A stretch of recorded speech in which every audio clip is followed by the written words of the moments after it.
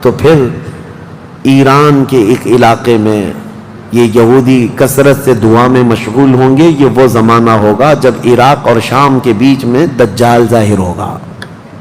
دجال جس کے متعلق حدیث پاک میں تفصیلاً بہت ساری باتیں آئی ہیں. دجال آئے گا، وہ ایک آنکھ سے کانا ہوگا، آنکھیں دونوں ہوں گی، ایک آنکھ اس کی نظر آئے گی اور اس کی آنکھ کے کنارے کافر لکھا ہوا ہوگا جس کو مسلمان دیکھ کر پہچان لیں گے. اور وہ بڑا بھاری بھرکم طاقتور ہوگا اور اللہ تعالیٰ اس کو بہت سارے خارق عادات چیزیں عطا کرے گا. وہ ظاہر ہوگا اور سب سے پہلے یہودیوں میں آ کر کے ہی بیعت لے لے گا، یعنی اپنے آپ کو پہلے رسول بنائے گا. اور پھر سارے یہودی، حدیث پاک میں تو ہے کہ اصفہان ایران کے 50,000 یہودی اس کی فوج میں شامل ہوں گے. ہاں، جس کو یہ مسیحا کہتے ہیں اور اس کے انتظار میں بلیاں چڑھا رہے ہیں. یہ ظاہر ہوگا عراق اور شام کے بیچ میں ہے. اور پھر یہ سب یہودی دجال کی فوج میں شامل ہوں گے. دجال ایسے نکلے گا روئے زمین پر، حدیث پاک میں یہ سب ملتا ہے کہ وہ آسمان سے گاہے گا تو آسمان سے بارش برس جائے گی، زمین سے سبزہ نکلنے لگے گا، کسی کو مار کے دوبارہ زندہ کر کے دکھائے گا. یہ سب چیزیں وہ کر کے دکھائے گا. یہاں تک کہ چلتے چلتے زمین سے کہے گا تیرے اندر جتنے خزانے ہیں نکال. زمین پورے خزانے باہر کرے گی. اور جب وہ آگے چلتا رہے گا تو یہ خزانے شہد کی مکھیوں کی طرح اس کے پیچھے جھنڈ کی طرح چلتے ہوں گے خزانے. اور دنیا کے لالچی لوگوں کو ایک سکہ ہی چاہیے بس، جس کے پاس مال ہے اس کے پیچھے غلامی. بہت بڑا فتنہ ہوگا، بہت بڑی آزمائش ہوگی. لیکن جو ایمان والے ہیں، حدیث میں ہے، اس دن بھی وہ نہیں بہکیں گے. اس دن بھی وہ نہیں بہکیں گے. وہ غضب کا ایمان ہوگا ان لوگوں کا.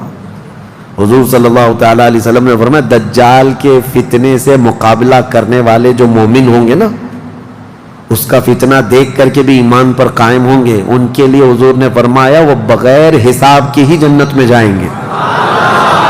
ان کا حساب نہیں ہوگا، وہ بنا حساب کے جنت میں جائیں گے. تو دجال روئے زمین پر گھوم رہا ہوگا اور فتنہ مچا چکا ہوگا. پہلے تو رسول کہتا رہا، اس کے بعد پھر خدائی کا دعویٰ کرے گا کہ میں خدا ہوں. اس کی خدائی کو ماننے والے وہ یہودی بھی ہوں گے، عیسائی بھی ہوں گے، بہت سارے مسلمانوں میں بھی گمراہ ہو چکے ہوں گے. جن کا پہلے سے ایمان مضبوط نہیں تھا وہ اس کے پیچھے چل پڑیں گے. وہ ہزاروں کی تعداد میں لوگوں کو کافر بنا چکا ہوگا. میرے عزیزو، دجال تو بہت بڑی بڑی چیزیں دکھا رہا ہے، آسمان سے بارش برسا کر کے، زمین سے سبزہ اگا کر کے. اور اس وقت کئی لوگ گمراہ ہو جاتے ہیں. یہاں تو چھوٹی موٹے باباؤں کے پیچھے ہی گمراہ ہوتے ہیں. آج تو چٹی نکال کر دکھا رہا ہے بابا، تو بھیڑ لگ چکی ہے کہ تم کیا کھائے ہو، کیا پیے ہو، کیا سوچ رہے ہو، چٹی میں نکال کر کے دکھاؤں گا.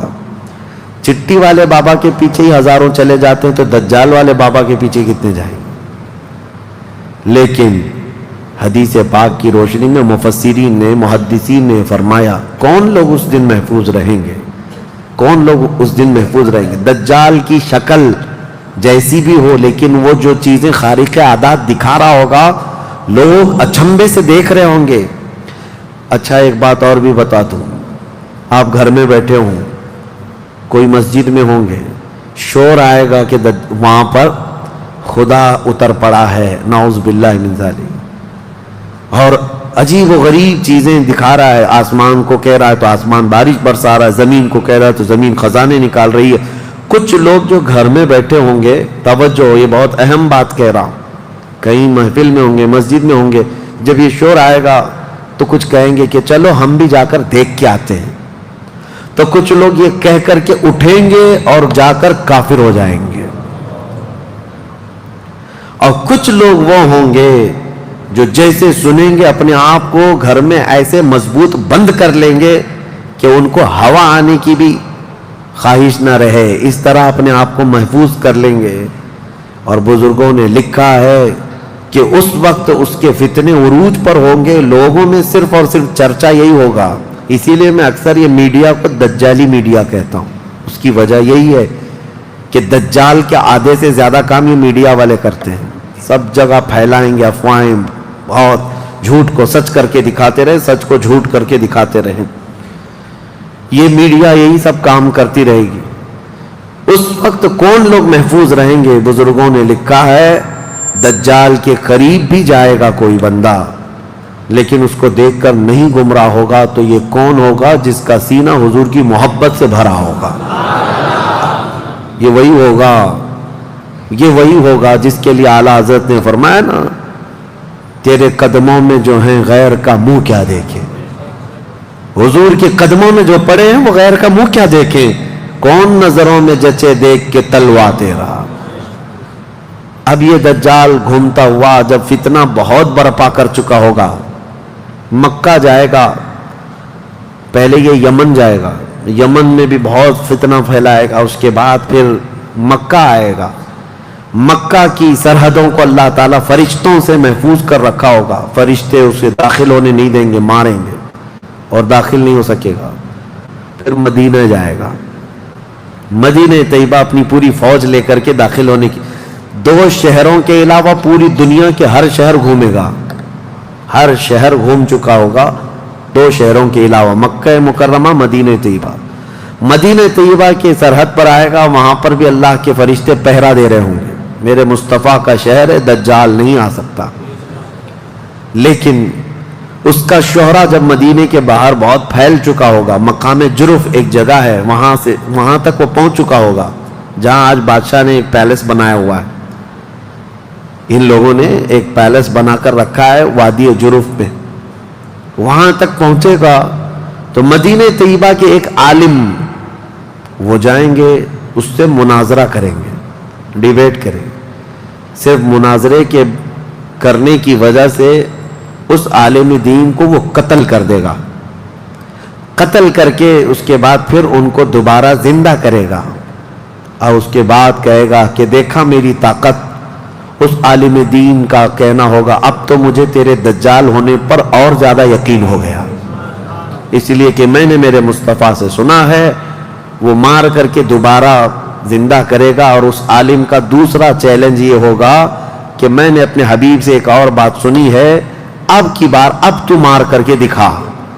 دوسری بار حدیث پاک میں ہے دوسری مرتبہ اس عالم کو قتل کرنے کی 1000 کوشش کرے گا لیکن مار نہیں سکے گا. وہ عالم ربانی بیان کریں گے اللہ کے نبی صلی اللہ علیہ وسلم کی بیان کی ہوئی علامات یہی ہیں. ایک بار قتل کر کے اٹھائے گا لیکن دوبارہ وہ مار نہیں سکے گا. یہ فتنہ پھیلا ہوگا دجال کا.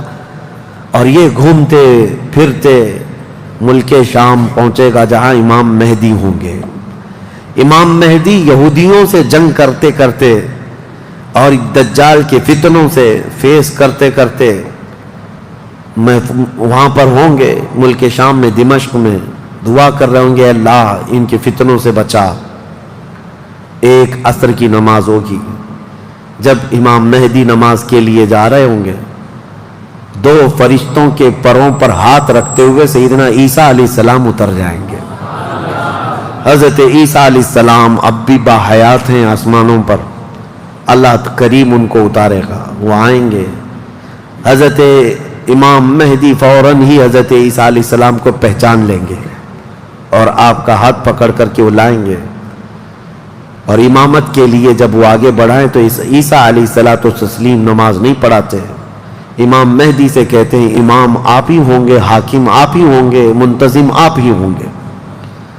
اب عیسیٰ علیہ السلام یہ بیان فرمائیں گے میں تو صرف اور صرف دجال کے قتل کے لیے آیا ہوں. اس کے بعد امام مہدی نماز سے فارغ ہو کر اللہ کا شکر بجا لائیں گے. پھر یہ عیسیٰ علیہ السلام کی معیت میں جیسی باہر نکلیں گے، حدیث پاک میں ہے عیسیٰ علیہ السلام کی سانس یا ان کی خوشبو جہاں تک جائے گی دجال اتنا تیز پگھلتا چلا جائے گا، قریب نہیں آ پائے گا.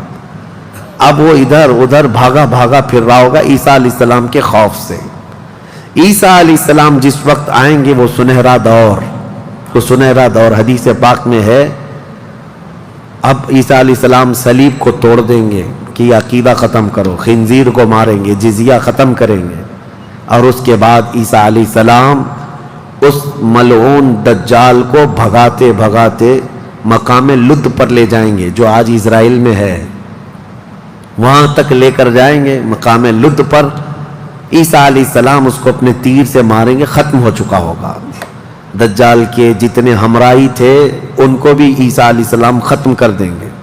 اب جب واپس عیسیٰ علیہ السلام دمشق پہنچیں گے، ملک شام، تو حدیث پاک میں پوری روئے زمین پر ایک بھی کافر نہیں ہوگا، جو ہوگا وہ مسلمان ہوگا۔